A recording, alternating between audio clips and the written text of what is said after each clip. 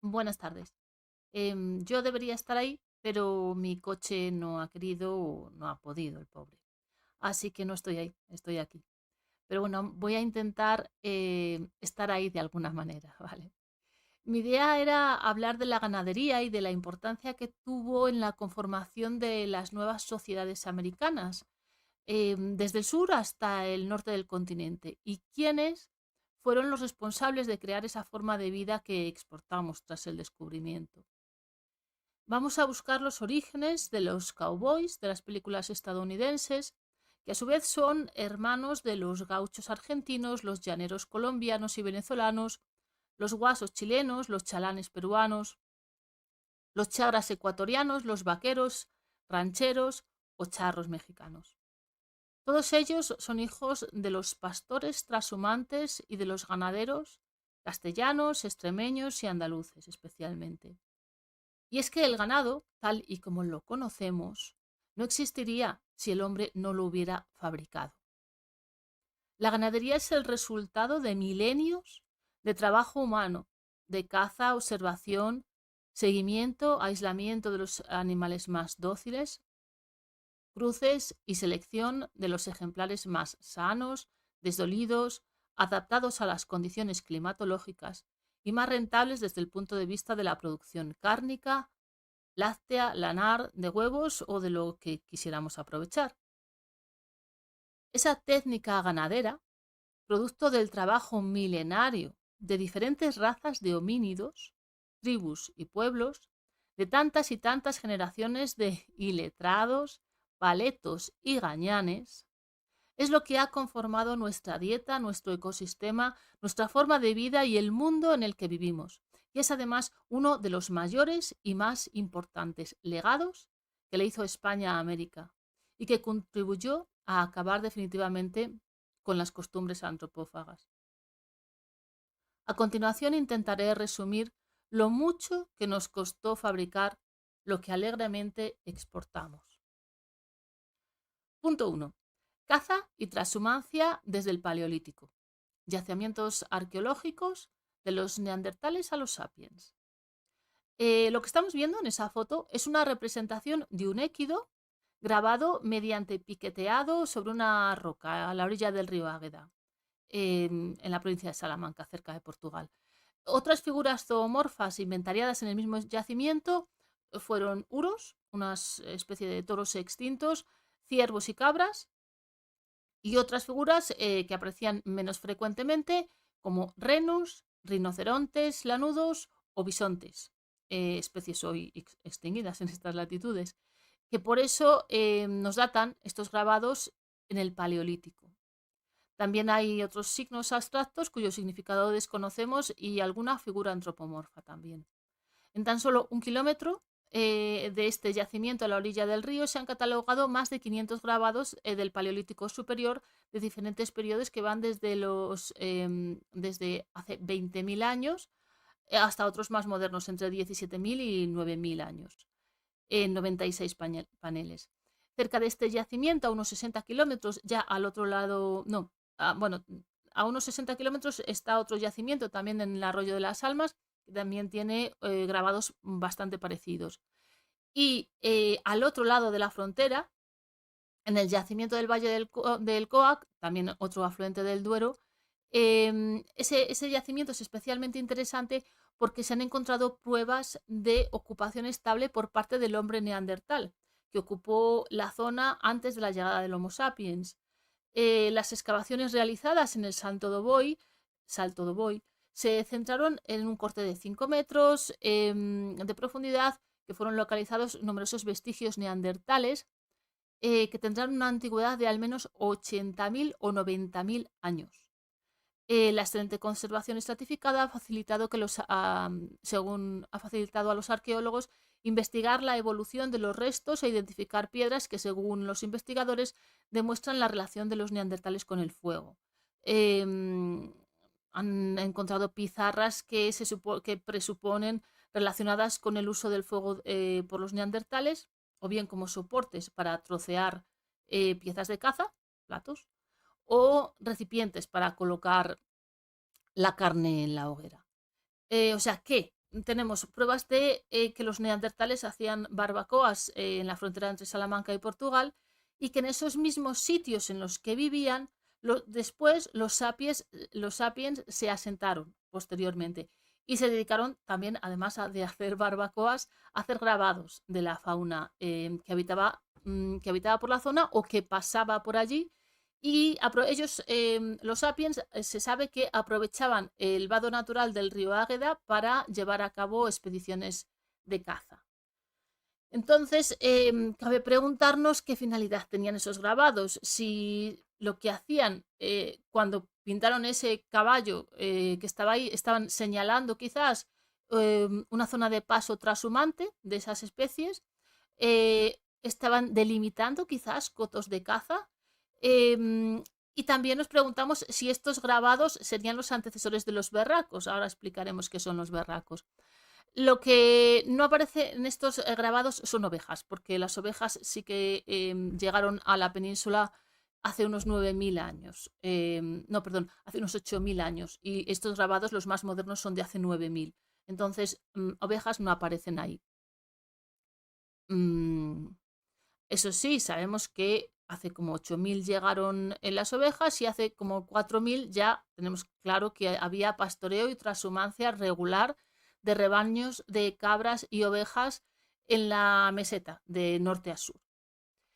Em, Además de los grabados, tan solo en la provincia de Salamanca hay unos 80 dólmenes inventariados, repartidos principalmente en las vegas húmedas, encharcamientos y fuentes naturales que no se secan en verano.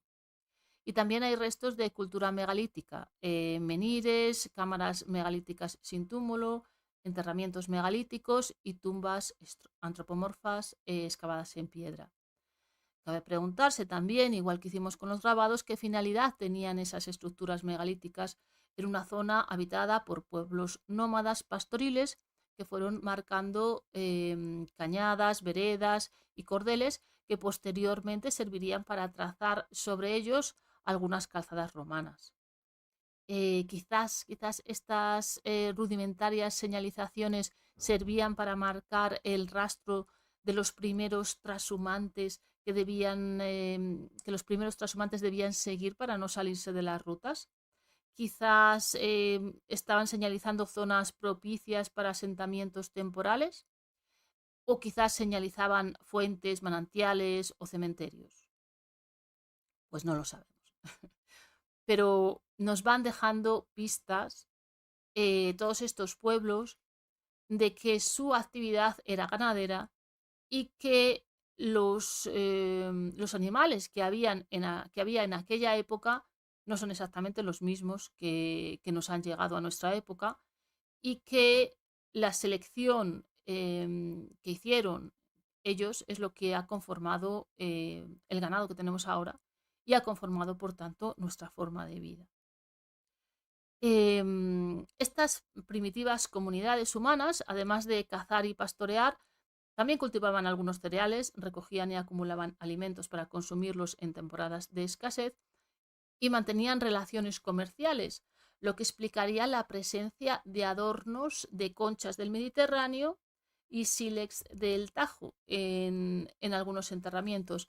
Se sabe que también acumulaban sal, o sea que también les llegaba por comercio. Lo que no sabemos es si en aquel momento ya salaban jamones. Eso nos quedamos con la duda. Como vemos al principio, em, digamos que eran los animales los que transformaban a los humanos, porque los humanos seguían a los animales para poder cazarlos. Los animales seguían, digamos, sus rutas transhumantes naturales y los humanos iban detrás de ellos. Milenios después, una vez domesticamos algunas especies, cruzando diferentes razas y conseguimos crear el ganado, pues empezó a ser al revés, ¿no? Eran los humanos los que pastoreaban a los animales en las mismas rutas trashumantes que los propios animales habían definido siglos antes. Bueno, definimos trashumancia, por si alguien no sabe, trashumancia es una forma de actividad ganadera extensiva que consiste en el desplazamiento estacional del ganado para aprovechar de forma alternativa los diversos pastizales en el momento óptimo de su producción, en función de las características físicas y climáticas del terreno. En nuestro caso, los invernaderos son las dehesas, salmantinas y extremeñas, y los agostaderos son las montañas de León, Asturias o Soria, depende de la cañada, ¿no? Hay muchas cañadas, son como las autovías de la transhumancia, entonces dependiendo de la cañada, pues desemboca, tiene el agostadero, pues en unas zonas u otras, siempre los agostaderos están al norte y siempre los invernaderos están al sur. Em, Tradicionalmente y en parte debido, en gran parte debido a la escasez de datos sobre la economía del pastoreo prehistórico, la historiografía sobre la transhumancia empieza a partir de la Edad Media, a raíz de la reconquista cristiana de los pastos del suroeste, con alguna referencia a los antecedentes visigodos y a las antiguas prácticas ganaderas de las tribus íberas que quedaron reflejadas hace más de 2500 años en los textos griegos y posteriormente en las crónicas romanas. La arqueología nos señala la trascendencia del ganado en los pueblos prerromanos de la Iberia profunda, en particular en las tribus de la meseta. Para los betones significó su sector económico más característico y para los baceos también supuso una importante fuente de riqueza, aunque subordinada en gran medida a la actividad agrícola. Vemos aquí que los betones ocupan esta parte, la ocupan pues la provincia de lo que ahora sería la provincia de Ávila y Salamanca, algunas zonas de Cáceres, Toledo y Zamora y una región de Portugal que se llama Trás-os-Montes. Los betones hablaban la misma lengua indoeuropea protocéltica que las tribus de Galicia y Asturias y los lusitanos, con los cuales comparten además un repertorio de teónimos muy característicos. En su cosmología religiosa incluían al dios lobo como figura religiosa dominante. Como decimos, se asentaron en el siglo V a.C. entre los ríos Duero y Tajo, y su cultura se caracterizó por su carácter guerrero, ecuestre y ganadero. Ecuestre y ganadero, repito. El caballo ibérico, que era esencial para las tribus betonas, ya en el siglo IV antes de Cristo, era elogiado por los griegos, Aristóteles y otros historiadores posteriores como Plinio o Vigilio, y los betones utilizaban el caballo para el pastoreo del ganado vacuno y porcino. Era tal su fama como valientes guerreros y habilidosos jinetes que Julio César, tras la conquista de España, de Iberia, creó unidades de caballería compuestas por algunos de estos afamados jinetes y guerreros bretones, que llegó a ser una de las unidades más importantes en la Guerra de Britania.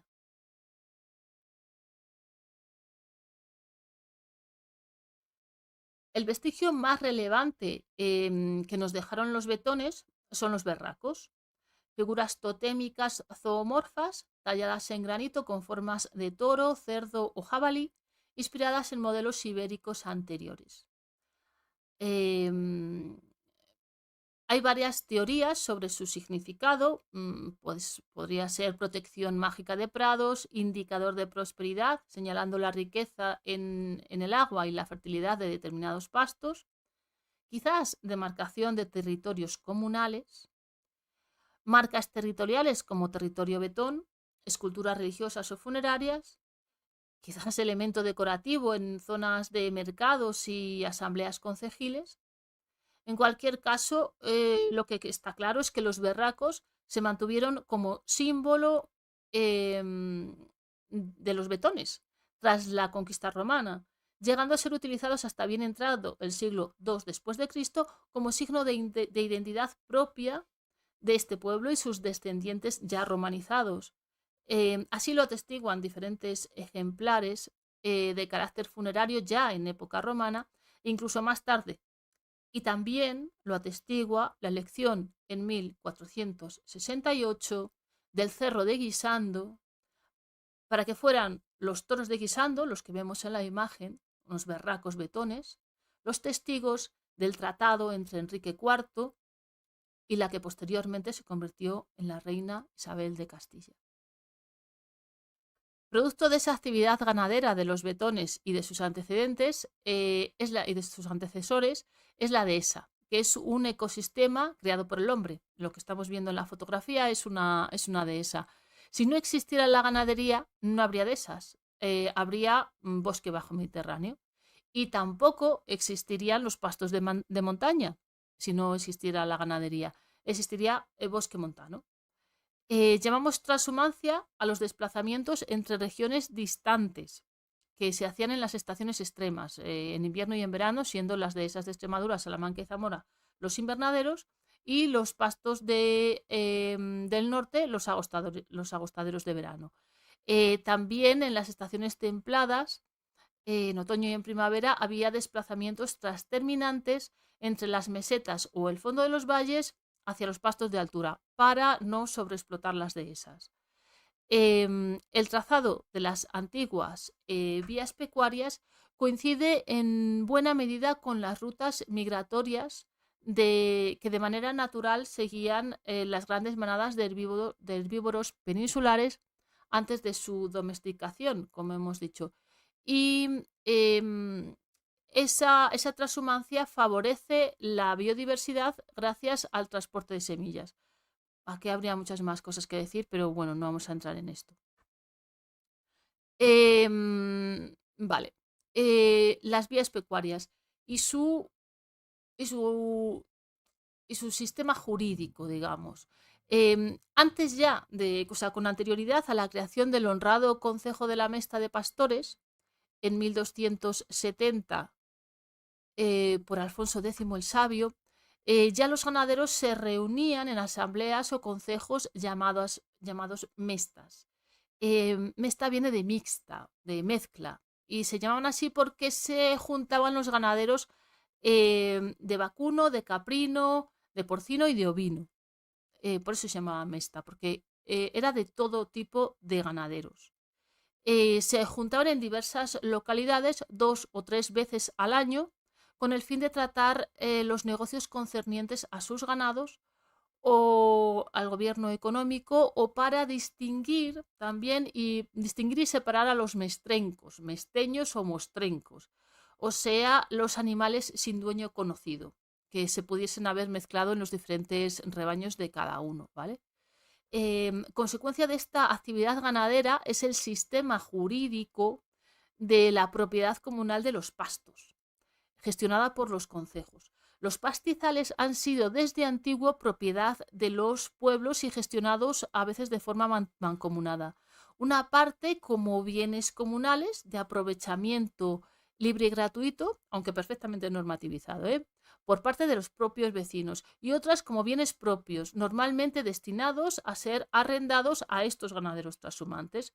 Los beneficios de esos arrendamientos permitían a los pueblos arreglar caminos y regadíos, pagar al médico, al maestro, a hacer molinos, en general mantener y mejorar las infraestructuras de la zona. Este sistema de aprovechamiento colectivo, en el que todas las decisiones importantes se adoptaban en concejo, contribuyeron a cohesionar las comunidades rurales, pero también a abrirlas al exterior a través del continuo trasiego de ganado y de pastores procedentes de otras regiones. Con el paso del tiempo, las áreas atravesadas por la misma cañada terminaron compartiendo numerosos elementos, eh, desde modos de vida, gastronomía, lenguaje e incluso arquitectura popular o algunas soluciones en la arquitectura popular. El honrado concejo de la Mesta de Pastores es ella, o sea, digamos lo que es la Mesta, con toda su legislación, fue creada en 1273 por Alfonso X el Sabio, aunque la legislación se fue creando en los siguientes años, creo que hasta 1300 y pico no está la legislación completa. reunió en asamblea a todos los pastores de Castilla y de León. El leitmotiv de la creación de la mesta, aquí ya sí, era la producción y exportación de lana merina, una oveja endémica de España desarrollada antes y durante la época del Imperio Romano, que proporcionaba y proporciona aún hoy la lana de mejor calidad, imprescindible para la industria textil de la época. A finales del siglo XIII, la fina lana castellana empieza a aparecer en los puertos de Inglaterra, Francia, Flandes y Florencia, procedente de los puertos de la costa del Cantábrico. La lana merina fue el único producto español que se cotizó en la bolsa de Ámsterdam y el que remitió más divisas al reino. Para proteger el monopolio, la exportación de ovejas merinas estaba prohibida y penada con muerte. Las decisiones dentro del Consejo de la Mesta se adoptaban por votación, si bien existía un órgano de gobierno encabezado por el alcalde entregador mayor designado por el propio monarca. La Mesta tenía a su servicio administradores, procuradores, contadores, receptores, gestores y juristas para gestionar las cuestiones legales, administrativas y sindicales relativas a las cañadas reales, tales como las negociaciones con los agricultores con respecto a los derechos de paso de los rebaños por los terrenos de siembra, el ancho de los caminos de la cañada, el precio de venta de la lana, los impuestos a pagar a la corona, las diferentes categorías laborales, los sueldos de los pastores, la forma de pago. El rey otorgó a los pastores de la Mesta importantes privilegios, como la exención del servicio militar o derechos de paso y pastoreo. Su creación intentaba evitar conflictos entre los agricultores y ganaderos, ya que estos últimos atravesaban con sus rebaños las tierras de los agricultores 2 veces al año, produciendo daños a los cultivos. Esto se subsanó construyendo unos itinerarios concretos. Los de mayor importancia se llamaban cañadas y las más usadas por los ganaderos eran las cañadas reales y vamos a ver cuáles eran el mapa de las cañadas reales. Aquí estamos viendo las vías pecuarias, en particular tenemos las cañadas 1, 2, 3 y 4, que son las cañadas que agostan en Asturias, León y Sanabria. Serían la cañada real zamorana, la Vía de la Plata o la Cañada Real de la Plata, la Leonesa Occidental y la Leonesa Oriental. Después tenemos la 5, la 6, la 7 y la 8, que son las cañadas que agostan en Burgos, La Rioja y Soria. Serían la segoviana, la galiana o riojana y la soriana oriental y occidental. Y después tenemos las cañadas las cañadas reales que agostan en Cuenca, que serían la conquense y la del Reino de Valencia. Aquí, como vemos, tenemos las cañadas reales, en este caso superpuestas sobre un mapa genético. Yo simplemente lo dejo ahí, a ver qué os parece, porque yo sí que veo que las cañadas reales que desembocan que agostan en Asturias, León y Sanabria, están en la zona roja. Las cañadas reales que agostan en Burgos, en Rioja y en La Rioja y en Soria, bueno, parten de la zona roja y van hacia zonas grises, pero precisamente las zonas que cruzan unas y otras están más cercanas, las zonas rojas y las zonas grises. Y, en fin, el resto de cañadas o de vías pecuarias precisamente están dentro de cada zona genética. O sea, es como si las zonas genéticas estuvieran interconectadas con las cañadas trashumantes y con las rutas trashumantes, lo cual es lógico. También yo creo que porque se ha dicho mucho que las zonas genéticas dependían de la reconquista, pero es que la reconquista se hizo por las cañadas, por las rutas trashumantes. Así que bueno, yo lo dejo ahí, sin más, no tengo ni idea de esto, entonces quizás a alguien le pueda valer esta idea y la pueda defender mejor de lo que yo soy capaz de defenderla. Bueno, ya dijimos antes que exportar parejas de merinas vivas estaba castigado con pena de muerte, pero en 1700 llega al poder Felipe V, el primer rey Borbón, y una de las primeras cosas que hace es regalar cientos de parejas de merinas a su abuelo Luis XIV, rey de Francia. En muy pocos años, esta oveja se extiende por toda Francia y Reino Unido y de allí pasa a Estados Unidos, Australia y Nueva Zelanda, perdiendo España el monopolio y una fuente de ingresos incalculable. Felipe V sabía lo que hacía, pues su intención fue debilitar a un poderoso concejo de la Mesta que miraba con recelo a la nueva casa real en España por ser francesa. Después de muchos ataques de los Borbones, de los Ilustrados y de los liberales, la Mesta fue abolida en 1836 y sus consecuencias fueron catastróficas para todos los pueblos por los que pasaba, porque aparte de perder un montón de dinero, claro, porque eh, ya no recibían alquileres, digamos, o rentas por esos pastos, fueron perdiendo capacidad de decisión y de control sobre sus montes. De esa tradición ganadera que se pierde en la noche de los tiempos, heredero de los Betones y de sus antecesores, desciende el charro salmantino, que en la zona de lo que hoy es la provincia de Salamanca sigue pastoreando vacas y cerdos a caballo y lo hace desde al menos la Edad de Hierro. Y del charro salmantino nace el charro mexicano. Vemos aquí a dos hombres con el traje típico de charro salmantino, el fajín, la chaqueta corta, los adornos en el peto, los pantalones ajustados y unas botas, que aquí no se ven mucho, sí, aquí ya se ven más, unas botas de cuero para montar a caballo. Aquí vemos un charro pintado por Sorolla.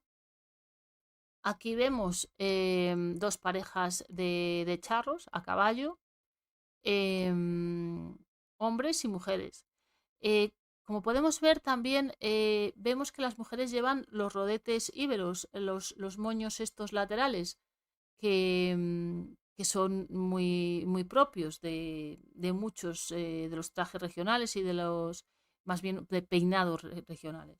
Un poco la dama de Elche también tenía ese tipo de rodetes. Y aquí vemos un charro mexicano, con el típico sombrero de charro mexicano, mucho más, con una ala mucho más ancha que el salmantino, la chaqueta corta, igualmente adornada, el fajín, tonos oscuros y el pantalón oscuro. Los charros mexicanos no tienen el pantalón por debajo de la rodilla, sino que lo tienen hasta el tobillo, y las botas sí que son muy parecidas. La definición de charro es complicada, porque aunque hoy entendemos por charro aldeano de Salamanca, en 1729 se publica en Salamanca un diccionario hispano-latino, latinus, en el que aparece la palabra charro y lo describe como sordidae conditionis homuncio, o sea, hombrecillo de humilde condición.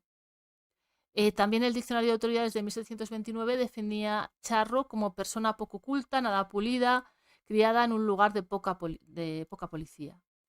Em, es verdad que charro, por lo visto la palabra charro no ha existido siempre.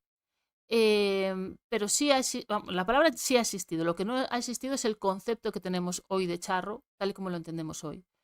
Porque más bien me da la impresión de que charro se entendía como hombre de campo, palurdo, paleto, lo que hoy llamaríamos un gañán. Pero es que los ganaderos siempre se les ha considerado unos gañanes. Con lo cual, bueno, pues vaya usted a saber. En cualquier caso, hoy en día sí que se considera que Charro es un aldeano de Salamanca, dice la RAE, especialmente de la región que comprende Alba, Betigudino, Ciudad Rodrigo y Ledesma.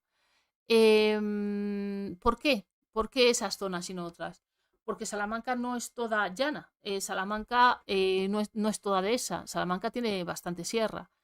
Y en cambio, el serrano no es charro, el serrano es serrano, no es charro. Y el charro es el que está en la dehesa con el ganado y la garrocha. O sea, es el habitante de las zonas más llanas de Salamanca, que son las zonas de las dehesas. Entonces, de ahí hay otra cosa que quiero deciros, que la etimología de charro, según la RAE, tiene su origen en el vocablo vasco char, que significa defectuoso, débil o pequeño. Yo no entiendo por qué tiene que ver con el vasco, porque aquí vascos tampoco ni hubo mucha inmigración vasca ni nada, o sea, en la Reconquista, quiero decir, no es que se repoblara con vascos esta zona.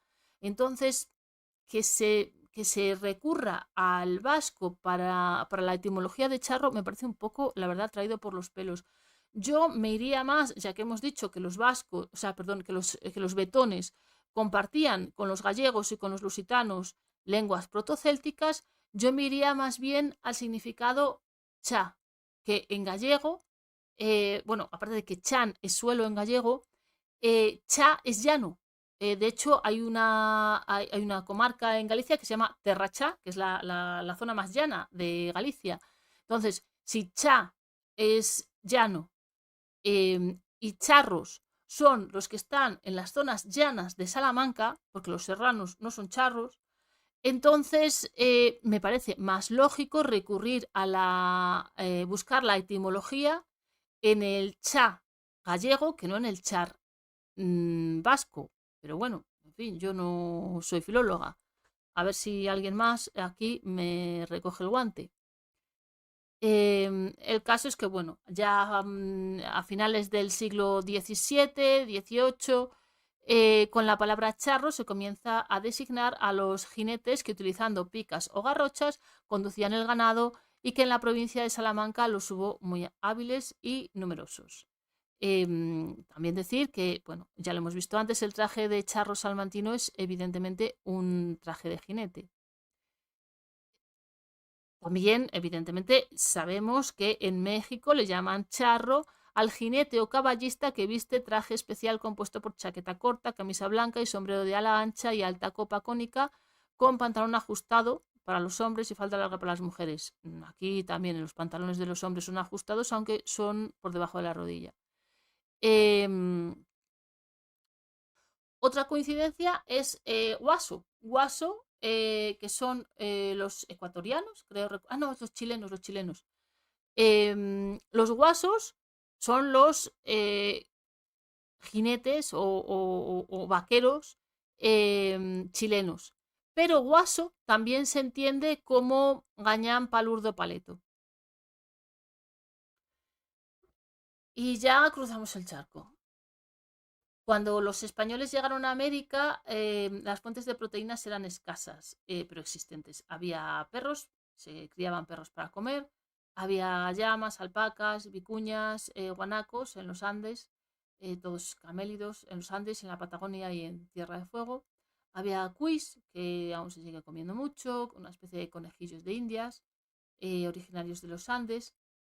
Y también había venados, pecaris, jabalís, vizcacha, conejo, patos, tórtolas y pavos. Se llaman guajalotes allí.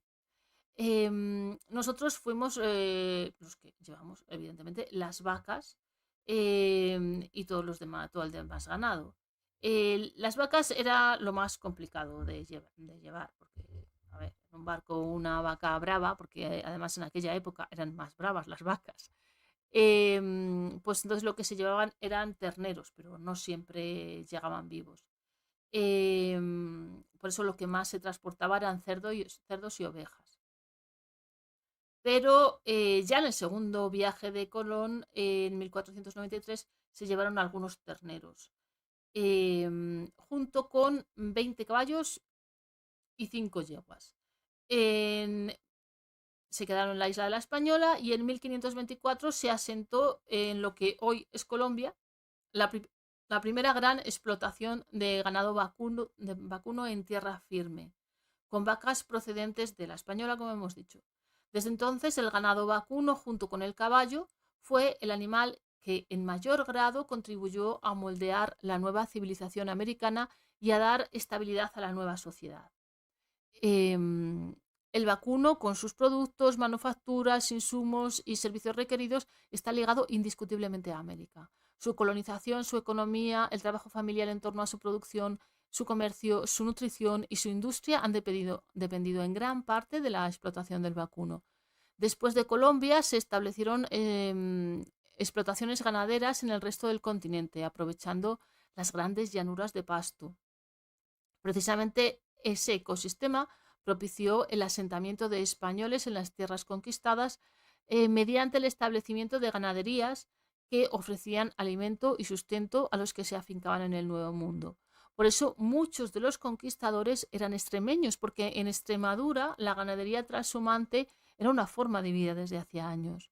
Además de las explotaciones ganaderas oficiales, las reses y caballos cimarrones o mesteños, asilvestrados, servían para que los indígenas formaran sus propios rebaños, adoptando así una forma de vida y una dieta completamente ajena a lo que habían seguido sus antepasados y mucha más cercana a la que habían tenido los españoles peninsulares.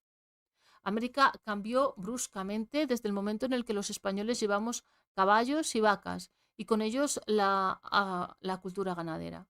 México dominó y aprovechó esta gran oportunidad y se crearon grandes ranchos que supusieron una gran fuente de riqueza que heredaron sobre todo los tejanos. La publicidad de Hollywood nos ha hecho olvidar su verdadero origen, convirtiendo a los cowboys en un símbolo de identidad de los Estados Unidos que ha difundido su imagen en todo el mundo a través de películas, libros y música. El término cowboy deriva del español vaquero, que significa hombre de vacas, cowboy, y los cowboys se han hecho famosos en el oeste de los Estados Unidos y se han convertido en un símbolo de identidad de los Estados Unidos. Pocas veces, o sea, pocas imágenes se consideran más genuinamente americanas que la de John Wayne a lomos de un caballo, recorriendo las llanuras del oeste americano.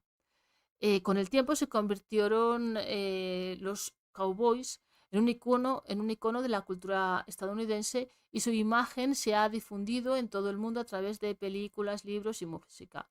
Sin embargo, esa estampa popularizada gracias a Hollywood procede de la huella de los que los españoles dejaron en Estados Unidos a lo largo de más de 300 años. Sin los caballos y las vacas que los españoles llevamos a América, esas escenas no se habrían dado nunca. Y lo mismo se podría decir de los gauchos de la Pampa, de los llaneros de Venezuela y Colombia, y que también podemos decir que los cowboys, sin ese nombre, ya estaban allí cuando llegaron los ingleses en los barcos. Los vaqueros adquirieron sus habilidades y técnicas de los rancheros mexicanos, quienes habían estado trabajando con ganado durante siglos y desarrollaron habilidades especializadas como montar a caballo, arrear ganado, marcar ganado, arreglar cercas. Ellos eran los encargados de manejar el ganado de las grandes llanuras del oeste americano en ranchos y las rutas de transporte. Fuimos los españoles los primeros en montar ranchos en México y más tarde en Norteamérica. Los hispanos organizaron los primeros rodeos, los primeros traslados masivos de reses, etc.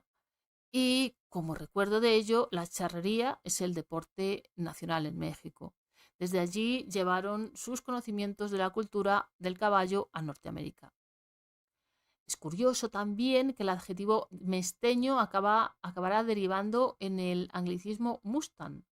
En España, como dijimos ya antes, los animales mesteños eran los que se quedaban sin dueño y que en Castilla, a raíz de la legislación de la Mesta, a partir del siglo XIII, debían pasar a propiedad de las mestas o concejos de ganaderos. Y es que la ganadería en España no fue un regalo de los dioses ni de la naturaleza, sino fruto del trabajo de muchas generaciones. Sin la ganadería, si la ganadería ya estaba institucionalizada y legislada en el siglo XII, era porque era una cosa que nos tomábamos muy en serio y que nos había costado mucho trabajo.